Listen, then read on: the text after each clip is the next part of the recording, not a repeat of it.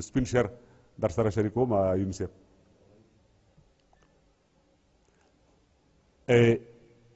یو درې بیته ترې مخکې و، ای د نازبینو د چم خانه تا ته څه پته ده، ای د نازبینو د چم خانه تا ته څه پته ده، ته څه خبرې لوږه څه ته او تنده څه ته وایي، او ته چې پیدا شوې په ککو کې درته شات څڅېدل، زه چې پیدا شوم ما د مور اوښکو ته خوله وازه کړه، او تا چې قدم کې خود دیګونه ولسونو خوړل، زه د مور غېږ کې جام په لاس ستاسو کوڅه کې ولاړ.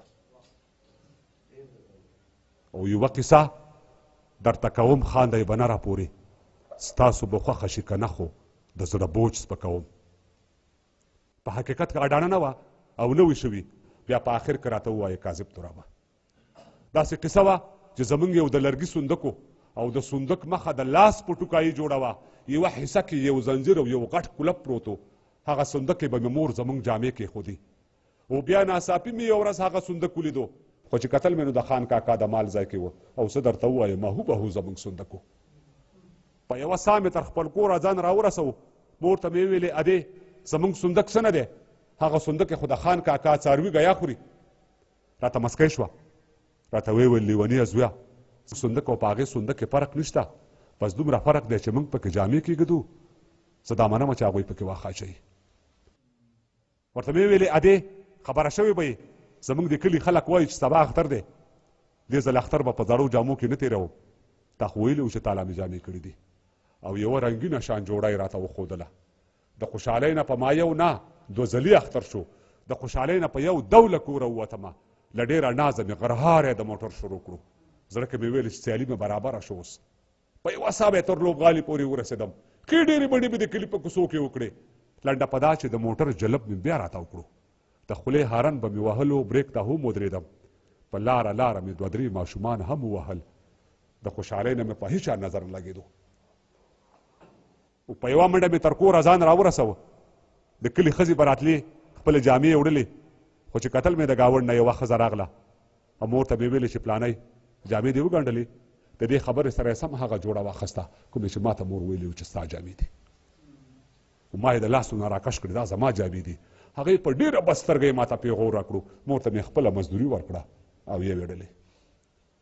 او زه په ژړا شوم او مور ته مې ورمنډه کړله، هغې سینې پورې جوخت ونیولم، ښه د لاسه یې راته راکړه خو قانع یې نه کړم، او دومره مې وژړلې چې تاسو خبر یې ژړېدلو کې بلا خوند دی چې د خفګان نه یوې ګرمې تبې ونیولم، او اخر مې مور راته سوګند په یوه جوړه وخوړو، ویل ته وده شه زه د شپې تعالی جامې ګنډمه، او د ټیکري په یوه پیسکه یې سر وتړلو، تاسو یقین وکئ بلا مودې تېرې شوې، خو هغه ښځه مې اوس هم په سترګو ښه نه لګي. بیا د سهار د ملازانه سره ډزې وشوې، خو دغه ډزې د اختر پسې لا تیزې شولې، خو چې راویښ شوم مور مې ناسته وه جامې ګنډلې، د ویښېدلو سره سم مې بیا اصرار شروع کړو، هغې ویل راته چې صبر وکړه، زه صبرېدم چېرته، په خپله خبرې ټینګ ولاړو، شاید چې نور حوصله ورپاتې شوې نه وه، او راته معلومه شو چې خدای ګو دا جامې هم پردی دي، او دومره یې ووهلم چې په پرتو خاورو راوغورځېدم، بیا ویده شوم، او بیا دوباره زه د ملګرو په دې شور راویښ شوم، خو چې کتل مې حویلی کې ماشومان ولاړ وه، او د اختر په ګلورینو جامو ټول سنبال وه، او مور مې ویل ورته چې ودرېږئ میوه در کوم، چې تر کوټې پورې راتله نو ما ځان بیا ویده کړو، ولې چې زما او په هغې جامو کې ډېر فرق و، او کوټې ته راغله د کټوۍ نه یې د غنمو نینې په خپل پلو کې زر واړولې، بیا ووته، او زه نور پوه نه شوم، خو د مور مې یو خبر واورېده، ویلې بچو ګورئ خفه نه شئ زه کونډه یم، خو ماشومانو د غنمو نینې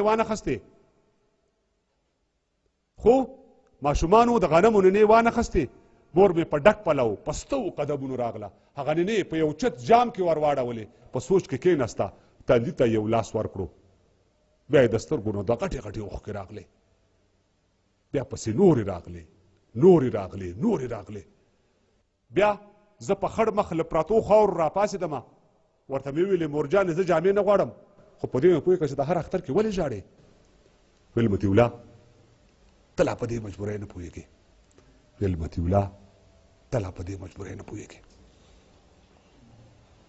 غزل قیاس یو سپین شعر بل و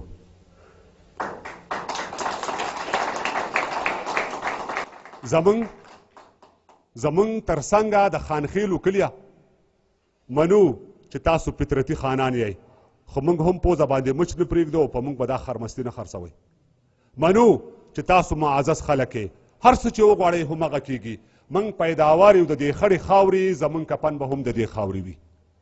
ستاسو بچي د محلونو بچي بس هره شپه د چراغان شپه وي. زموږ بچي لا سپلی نه پیژني د شپې د سر لاندې سنګل ماته کي. زموږ او ستاسو ترمنځ فرق نشته بس دومره فرق دی لکه ځمکه او اسمان. دا ارتفاع موږ په سر سترګو منو بې انصافي مې شاید نه وي کړي. زموږ د خاورو کوټنخې چېرته دا ستاسو برجورې کلا. زموږ د خاورو بوڅلي کورونه ستاسو برجونه تر اسمانه کابو. ولې به دا ارتفاع نه ورکوم؟ ولې به داسې فتوا نه ورکوم؟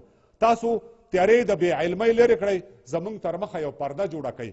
موږ راګیر کوئ په یو تور ناورین کې راټول شئ داسې منصوبه جوړه کوئ چې د مزدور بچی مزدور پاتې شي. داسې یوه لویه سلسله جوړه کوئ درنه رڼا په سترګو ونه ویني. د تیارو داسې پروژه جوړه کوئ چې د ماښام بچي ماښام الوځي. موږ شاپرکو ته پنجره جوړه کوئ. ستاسو لسونه قلمو ته جوړ دي. موږ ته کولنګ موږ ته بلچه جوړه کوئ. د شهزادګانو بچي وي.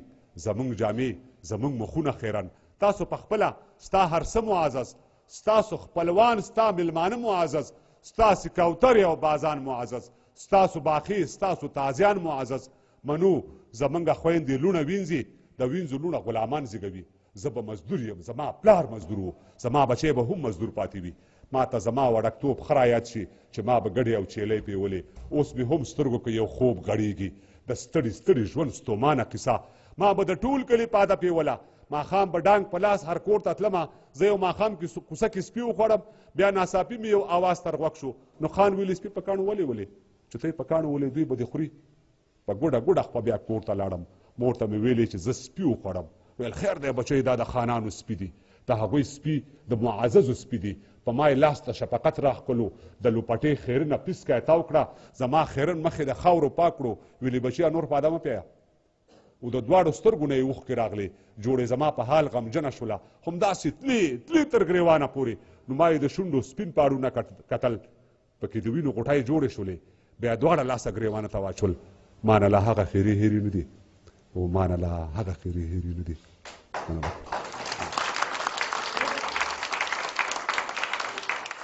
یار صاحب منګه د کلو او د بانډولې ونی، منګه د غرو د سردرولې ونی، او دغه د ښار د ښاریو مینان، دغه د ډیرو خوشحالو مینان.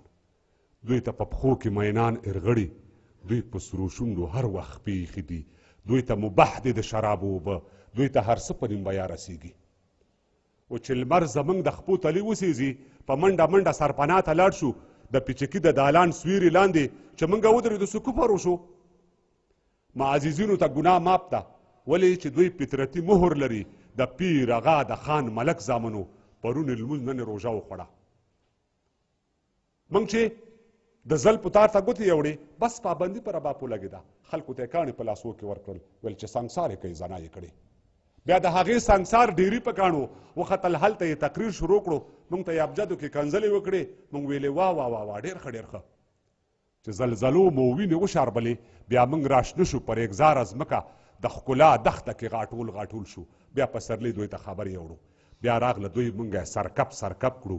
زمونږ په وینو یې منګولې سرې شوې، زمونږ له وینو یې بنګاوې جوړې کړې، په سر یې واړول.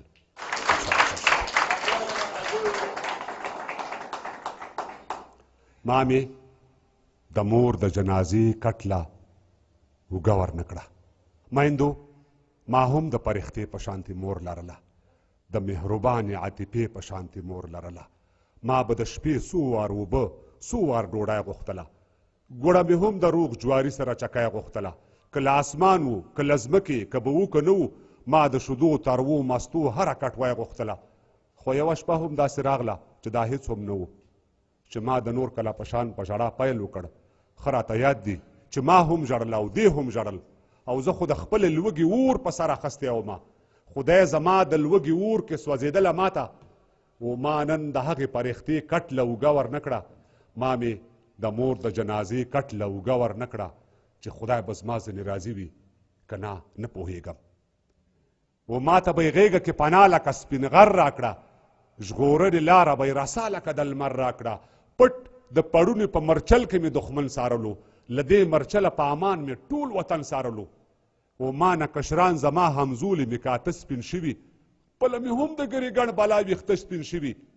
لکه ماشوم په خوب وده خونه کې چغې کما، اوس هم عادت یم په تیاره خونه کې چغې کما.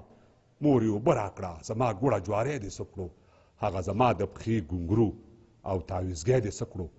ته چپ شه چپ شه، مسافر لاس مې په مخ تیر شي، لکه د مور یو مرور لاس مې په مخ تیر شي. هیڅ بهانو د بهانې کټ له اوږه ور نه کړه، ما مې د مور د جنازې کټ له اوږه ور نه کړه، چې خدای به زما ځنې راضي وي که نه پوهېږم. اوس هغه نه یم، اوس هغه نه یم، ستا ازار په ملا وهلی یمه، نیم یمه هسې لکه مار په ملا وهلی یمه، د هجران وږو وږو سپو ته خپلې غوښې اچوم. اوس هغه نه یم، ستا ازار په ملا وهلی یمه، نیم یمه هسې لکه مار په ملا وهلی یمه، د هجران وږو وږو سپو ته خپلې غوښې اچوم. زه هم دا ستا په شان بچو ته خپلې غوښې اچوم. د هجران وږو وږو سپو ته خپلې غوښې اچوم، زه هم دا ستا په شان بچو ته خپلې غوښې اچوم.